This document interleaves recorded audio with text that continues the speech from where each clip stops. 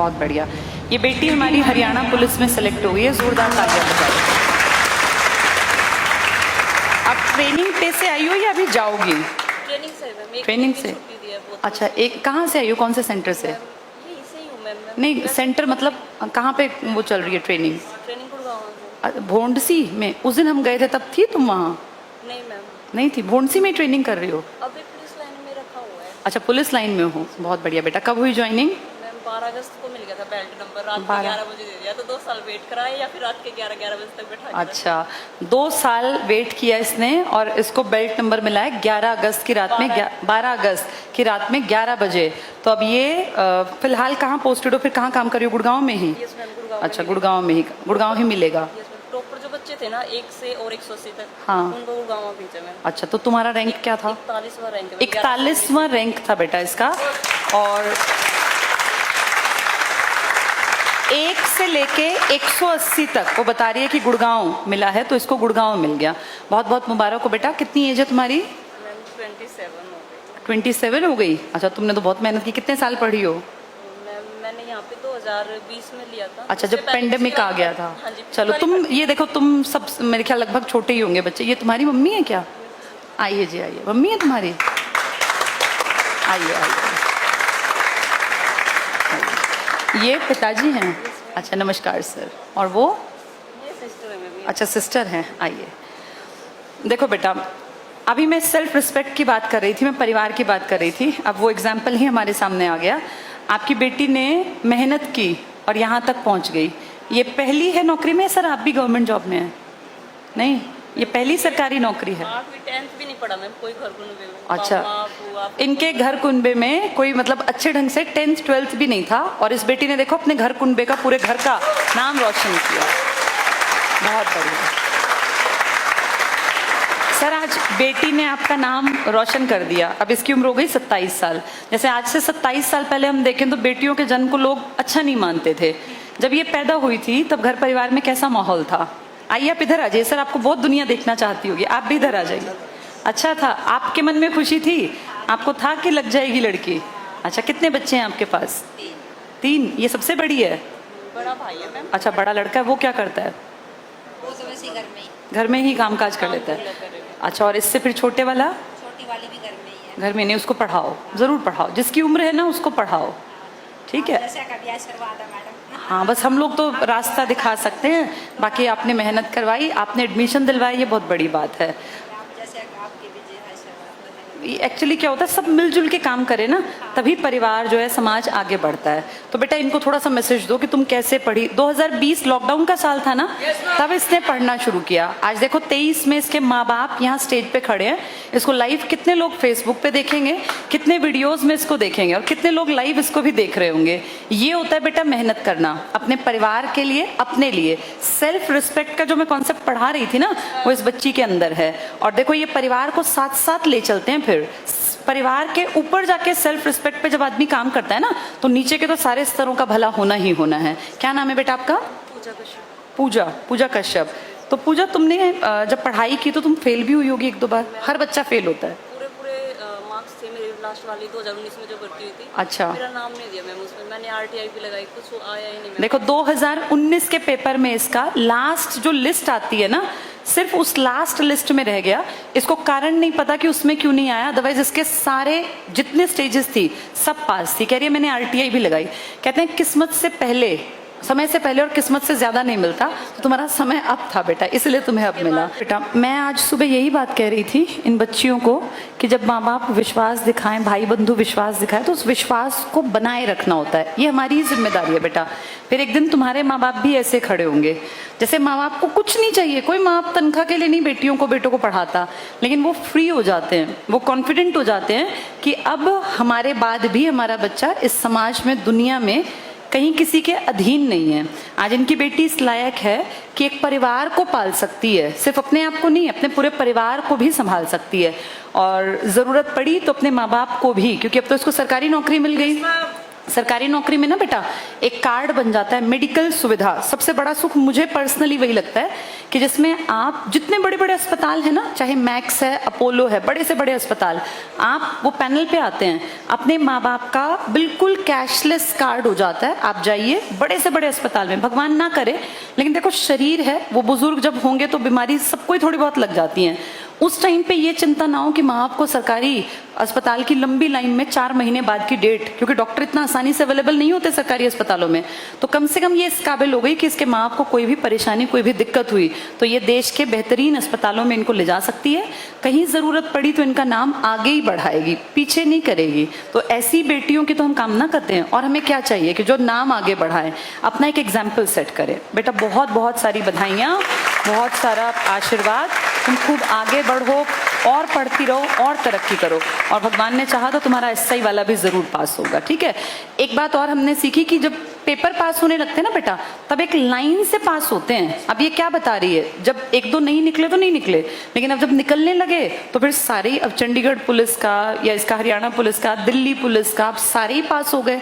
तो जब ये एक तैयारी का एक स्टेज है, उस स्टेज तक जब तुम पहुंच जाओगे ना, फिर तुम्हें सोचना ही नहीं कि एसएससी का पेपर देना है, एचएसएससी का देना है, दिल्ली पुलिस का देना है, हरियाणा पुलिस का, चंडीगढ़ पुलिस, क्योंकि सबकी पढ़ाई एक जैसी ही तो है। एक बार जम के पढ़ लो, पेपर सारे भरना, कहीं ना कहीं तुम्हारा भी नंबर जरूर आएगा, पर मेहनत जरूर करना। बिना मेहनत के आगे नहीं बढ़ोगे। ये अपने आप में एग्जाम्पल है। कितनी बार मन टूटा, घर बैठी, जब घर बैठते हैं ना बेटा तो ऐसा लगता है हम डिप्रेशन के मरीज बन गए हैं, किसी से बात करने का मन नहीं करता, कहीं जाने आने का मन नहीं करता, लेकिन फिर उन हालातों से लड़के इसने वापस एडमिशन लिया, दोबारा मेहनत की, एप्लीकेशन पे पढ़ी, और आज देखो तुम सब ताली बजा रहे हो उधर बैठ के, ये इधर खड़ी है। वहां से यहाँ का सफर देखने में तो 2-4 कदमों का है, पर इसके 2 साल की मेहनत इसमें रची बसी हुई है, और इसका गवाह इसके माँ बाप हैं। पढ़ती थी जी, ये मेहनत करती थी। अच्छा चलिए सर, बहुत अच्छा लगा। और बच्चों को बताने चलो, इससे कुछ सीख लो, क्योंकि इसने जीवन के अनुभव को खुद देख के जिया है, तो इसकी 2 बातें और सुन लो। हमारे परिवार में क्या होता है ना कि बेसिक हरियाणा वालों को आप समझते हो कैसे होते हैं, और फाइनेंशियल प्रॉब्लम भी रहती है, और रिलेटिव तो बोलते ही हैं, टोंटबाजी हमेशा होती है। तो वो आप प्रेशर मत लेना अपने ऊपर कि कौन क्या बोलता है, या आपके पेरेंट्स को फ़र्क पड़ता है आपके पेरेंट्स से। अगर वो आपको सपोर्ट कर रहे हैं, बस आप आगे बढ़ते जाओ और पीछे कभी मत लौटो। चाहे आप 1 बार गिरोगे, 2 बार गिरोगे, तीसरी बार तो उठोगे। मतलब कंटिन्यू रहो कि आपको करना क्या है, वहीं फोकस रखो। कोई कुछ भी बोले, तो बोलते थे हमारे रिश्तेदार भी, फैमिली भी, खुद का मेरा भाई भी बोलता था, कभी 1 रुपए की हेल्प नहीं की, ताने देने में सबसे आगे था, लड़ाई झगड़े में, किताबें जलाना, बुक्स मैंने अपनी छिपा छिपा के रखी हुई थी, अपनी डिग्रियां छुपाई हुई थी। मतलब घर का माहौल इतना था कि मैं यहाँ बता नहीं सकती।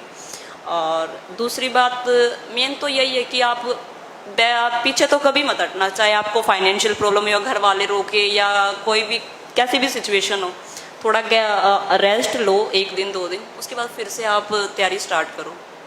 और दूसरी बात ये थी, कोई ऐसी गलती मत करो कि आपको कभी सुनना पड़े किसी के, जहाँ आप दबो, या आप उठने के लिए फिर से मतलब आपको फील हो ऐसा कुछ कि मैं अब किस मुंह से जाऊं। बस ये गलती मत करना अपनी लाइफ में।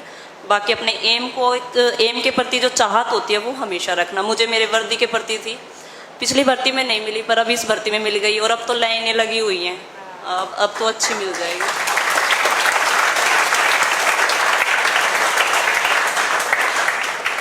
मेरे रिलेटिव से बोलते रहते थे, अभी भी मामा 15 दिन पहले बोल रहे थे, वो थोड़ा करनाल साइड से, तो उधर भोबो बोलते हैं बहन को, तो कहते हैं वो तो नहीं लगा करती चपड़ासी भी, तू तो ग्रुप डी में भी नहीं लग सकती है। उन्होंने मुझसे भी गारंटी, मैंने शर्त लगाई, मैं मामा अब तो हमारा पासिंग आ गया है, केस चला हुआ था, तो मैं थोड़ा इतना बोलती नहीं थी कॉन्फिडेंशली, मैं जिस दिन हो जाएगा तो मुझे बोलने की ज़रूरत नहीं पड़ेगी।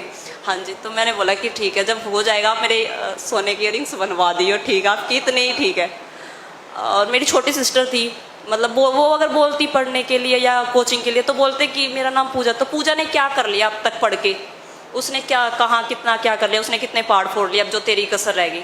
अब उनको सपोर्ट मैं करने वाली हूँ। वैसे मैं उनको पहले भी बोलती थी, और अभी तो खैर हो ही गया, भगवान ने इस लायक बना दिया, और मैम का और सर का इतना रहा है। हिम्मत बहुत बार टूटती थी, लेकिन मैम की और सर की बातें सुन के एक जो अंदर से फील होता ना कि नहीं करना है तो करना ही है बिल्कुल, तो वो चीज़ भी होती थी। और अपनी एक चाहत के प्रति इतना रखो कि मुझे ये चीज़ चाहिए तो चाहिए ही, बस आज नहीं तो कल, काश मत जुड़ने दो, मैम हमेशा बोलती थी काश अगर जुड़ जाएगा ना आप बहुत फील करोगे। पिछली भर्ती में मेरा नहीं हुआ वो काश है, क्योंकि मैं अब जहाँ पे हूँ वो मैं 4 साल पहले होती वहाँ पे। अभी जो उस वाली भर्ती थी वो अब हमारी सीनियर आई हुई है, हमें पीटी वीटी परेड वगैरह करा रहे हैं वहाँ पे, तो वो मैं उनके साथ होती।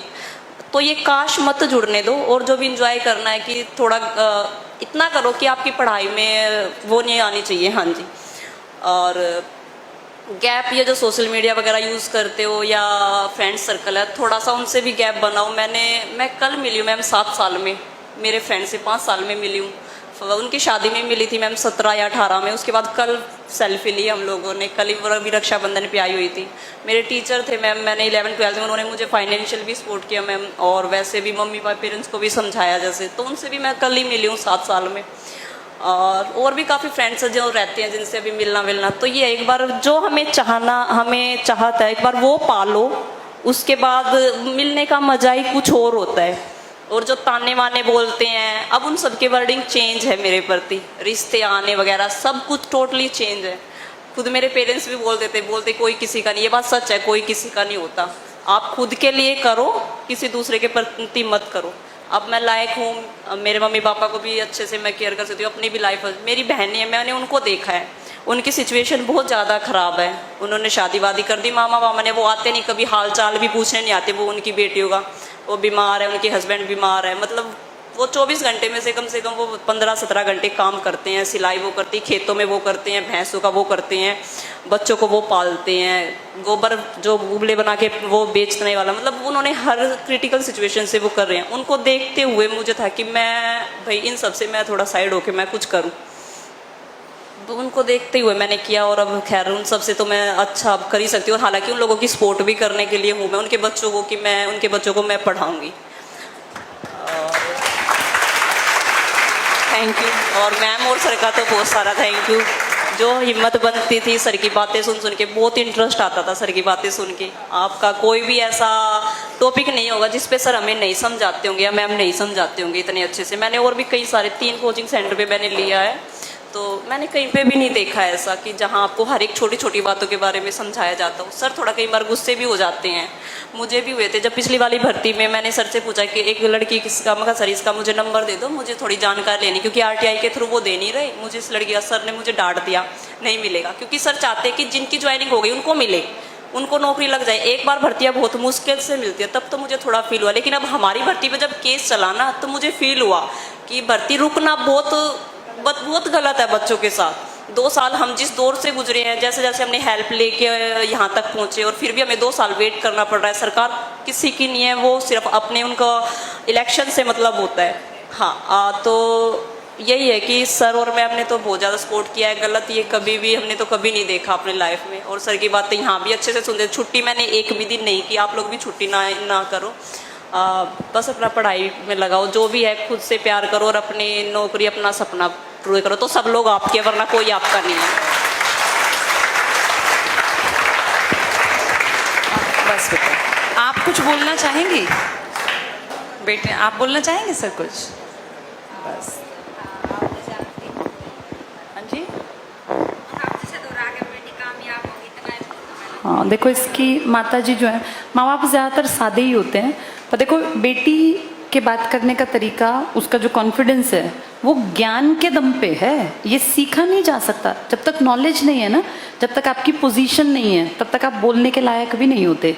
ये सारे ताने, ये जितने लोग हंसते हैं, मजाक उड़ाते हैं, ये सब अपने आप टोन बदल जाते हैं। जिस दिन आप लग जाते हैं ना, उस दिन सब कहते हैं हमें तो पता था, ये तो बहुत पढ़ती थी, ये तो दिन रात एक करती थी, हमें पता था ये लगेगी।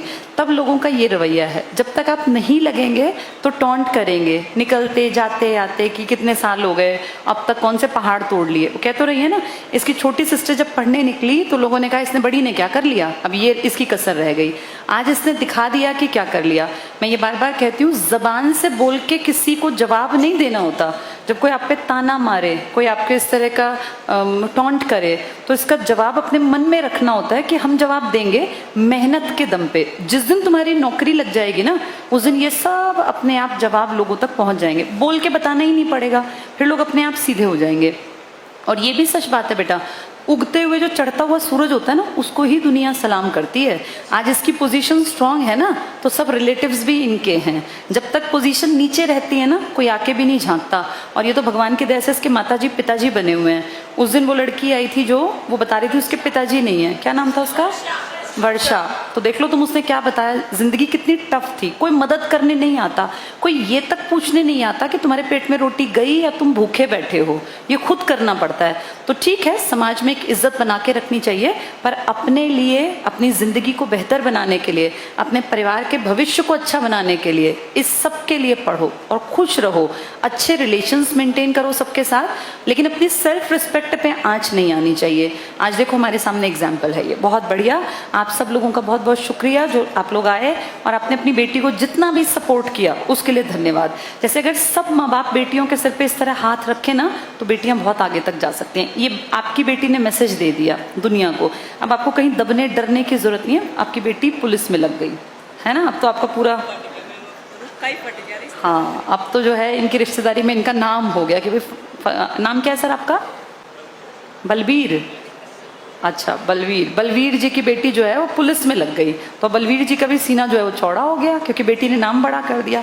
सर बहुत बहुत मुबारक हो।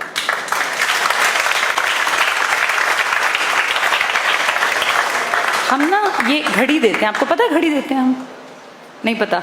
घड़ी हम इसलिए देते हैं सर कि जिस बच्चे ने समय को अपनी मुट्ठी में कर लिया, अब समय आपकी बेटी ने बदल लिया, अपने अनुसार चला लिया। हर आदमी अपना समय अपने अनुसार नहीं चला सकता, मेहनत करके समय आपके अनुसार चलता है, इसलिए घड़ी दी जाती है। और इसने अपना नहीं, आपका समय भी बदल दिया। आइए सर आप